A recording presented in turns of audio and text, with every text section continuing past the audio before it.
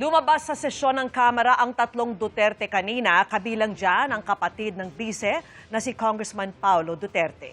At nakatutok live si Maris Umali. Maris.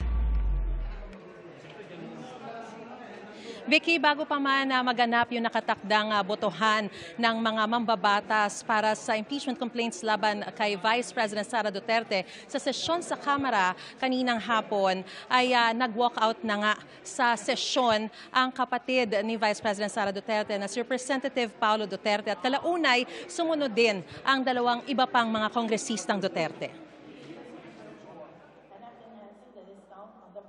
Wala pang 10 minuto mula nang magsimula ang sesyon ng Kamara ay lumabas na ng plenaryo sina Davao City 1st District Representative Paulo Duterte, Davao City 2nd District Representative Omar Vincent Duterte at puwersa ng Pilipinong Pandagat Party List Representative Harold James Duterte.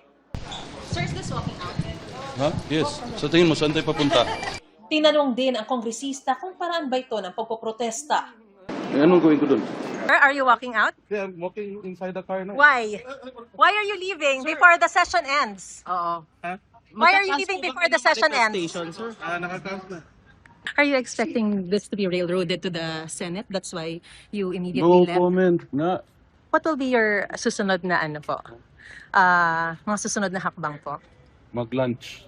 Bagamat umalis na si Representative Paulo Duterte, naglabas naman siya ng manifestation na ipinadala niya kay House Secretary General Attorney Cheloy Garafil kung saan ipinahayag niya ang kanyang no vote para sa pag-adopt ng Committee Report 261 na nagre-rekomenda ng pag-aproba sa House Resolution 989 o resolution setting forth the articles of impeachment against Vice President Sara Z. Duterte. Nang tanungin naman kung may impormasyon din ba silang natanggap gaya ng sinabi ni Davao City Mayor Baste Duterte kung saan may ipinangako umanong 200 million pesos na halaga ng infrastructure project sa mga kongresistang boboto laban sa impeachment ng bise.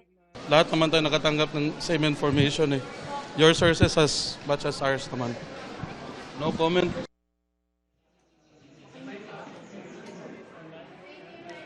Vicky, bago pa man formal na na-transmit sa Senado, ang articles of impeachment ay nagpaliwanag muna ng kanilang mga boto ang ilang mga mambabatas. At 6:33 ngayong gabi ay nagsuspend na ang sesyon dito sa Kamara.